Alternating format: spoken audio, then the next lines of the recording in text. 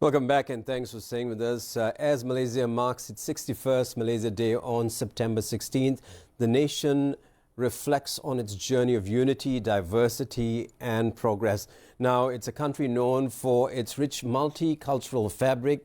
Malaysia has navigated through decades of social, economic and political challenges to establish itself as a regional leader in Southeast Asia. Today, its global influence extends from economic reforms to humanitarian efforts, environmental sustainability and technological innovation. Today we look at Malaysia's evolving role on the world stage. Anas HAYYAN, an analyst at ASLI, joins me. Anas, thank you so much for doing this.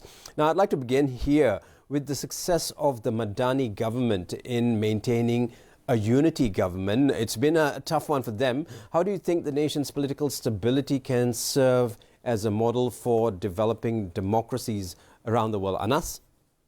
Thank you so much, Gerard and Bernama, for the invitation.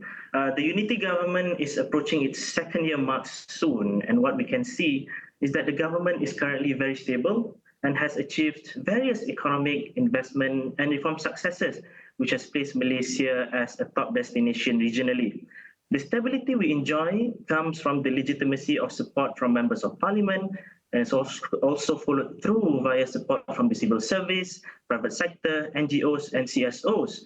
And the Balinese approach can be seen as a whole of society and government, and it's working very, very well. Comparatively, if we could see what is happening within the region, if we look closer to our neighbors, for example, in Thailand, after a political crisis from the previous general elections, they were able to appoint a prime minister, Srettha Thavisin, but just after a year, less than a year, he was removed by the Supreme Court, and now with the new PM, their journey restarts. So what we can learn from these experiences are, number one, I think political stability is crucial for a nation's development and, of course, to carry out important reforms.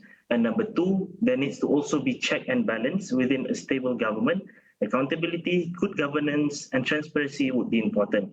And number three, something that's very, very important is effective leadership.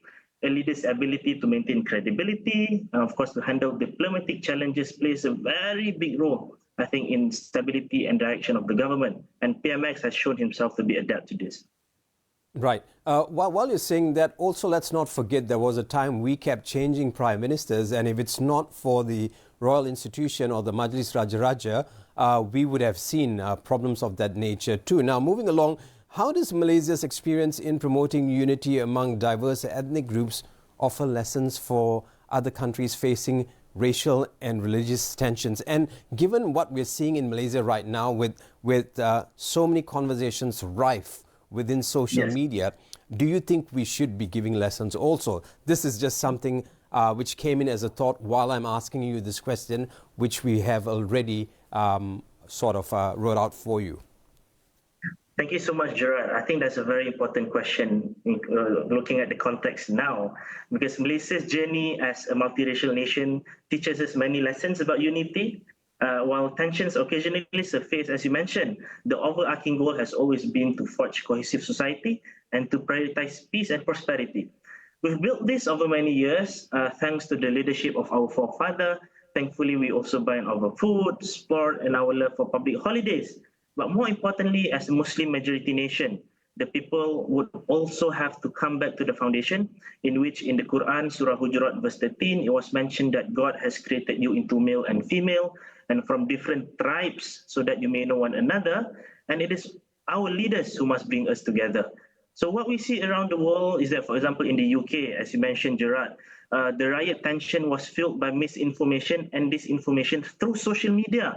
So what we can see is that sometimes it does not really come from within, but it comes from people who intentionally want to fuel tension with fake news. Hence, I think what is important is for us to have a strong justice system, also education, and of course, exposure for our children and society to understand each other's races and religions, and of course, to foster dialogue. And again, a strong leadership for us to ensure that the social fabric remains peaceful. I mean, I'd like to, at this point, also point out what Edin Khoo said a while ago. He said sometimes, when it comes to political conversations, we have Forrest Gumping from left to right, and sometimes it becomes a problem. But having said that, Malaysia has recently made strides in economic reforms. I mean, as bad as we are at having conversations, sometimes we're really good at pushing the country forward, especially economically. Now, how do you see these reforms positioning the country on a global stage? Thank you so much, Gerard. I think we are doing really good.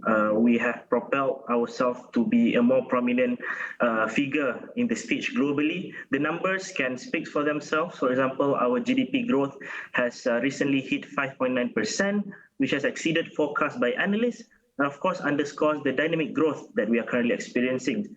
Additionally, we always say things about our ringgit, and now it has reached 28-month high against the US dollar. And another significant point that I want to make today is that record level of direct investments that we have attracted. For example, the investment by AWS, where they committed 29.2 billion to Malaysia. This is part, I think, of a broader trend where we have become a hub for data centers investment and semiconductor industry, and truly we are the top of the town in tech circles globally. And to capitalize on this momentum, this is very important, is our focus now must be to enhance our global image as a business-friendly destination. So this means that we have to maintain an open channel of communications, ensure transparent policies, and to continue foster an environment that welcomes investors and support businesses effectively. And I think this way, Malaysia not only participates in the global economy, but more importantly, is we have a hand in shaping it, Gerard. Anas, once again, we'd like to thank you for doing this. Now, this is a very important part of the set of questions we have for you, and it's a very exciting part for us. Because as we, or Malaysia, prepares for its ASEAN chairmanship in 2025, how do you see its influence expanding in Southeast Asia and maybe a little bit beyond Southeast Asia? Thank you so much, Gerard. It's an exciting time for Malaysia next year. And of course, as the chairman of ASEAN, we would have the responsibility to set the trajectory for ASEAN next year. On one hand, we must show leadership in ongoing issues, such as the dispute in the South China Sea and the Myanmar crisis. But on the other hand, this is Malaysia's opportunity to expand crucial conversations, including sustainability, energy transitions, planetary health, and Asian financial institutions and more. And therefore, it is a big responsibility to set the goal of the chairmanship and, of course, to strengthen the bloc. Number two, we must be cognizant that many new leaders in ASEAN, like in Thailand, Indonesia, and of course Singapore, would have been less than a year into their roles. They are very new leaders in their position, and therefore, I think Prime Minister Anwar plays a role as one of the senior leaders within ASEAN and as the chairman, and this would create an opportunity for new innovations and collaboration to take place. We can also see that I think PM Anwar has taken a measure to inform other world leaders about the Malaysian chairmanship in his visits abroad, even recently in Vladivostok. And this is very important, which is the branding and to promote our chairmanship globally. And therefore, what I can say is that Malaysia must ensure that this chairmanship must be able to galvanize support and chart a new future for ASEAN. And lastly, to showcase regional and also global leadership from Malaysia to the world. Right. Anas, we've got a few minutes more. Very quickly, I'd like to pick your brain on this. What do you think the country's contributions to global peacekeeping efforts and international diplomacy have been, and what more can be done? I really love this question, Gerard, because Malaysia has always shown solidarity to the global community who are in need. And recently, we took in wounded Palestinians to treat them in Malaysia. Last year, we sent our SMART team to Turkey to help with the rescue mission after an earthquake disaster that happened. And another fun fact that I would like to highlight today, I really like that, we have sent over 38 peacekeeping operations since 1960 and around 40,000 troops from ATM and PDRM. We're also number 20 in terms of troop contributions to the United Nations now. And what I want to prove here is that Malaysia has always been known to be a country that does not hesitate to assist the global community. We do not only voice our concerns, for example, in the genocide in Gaza, but we also show our solidarity to those in need. I think it's very important, Gerard, that we have this kind of solidarity because we would never know what kind of assistance that we would need from other countries. And what can we improve in Malaysia is that we shouldn't make this an issue. When we help other nations, it is a part of global solidarity that is very crucial, and Malaysia needs to continue playing this role. All right, Anas, we've run out of time. We'd like to thank you so much for taking time off your busy schedule to join us right here on Bernama World. It's been a pleasure speaking to you, Anas. Thank you.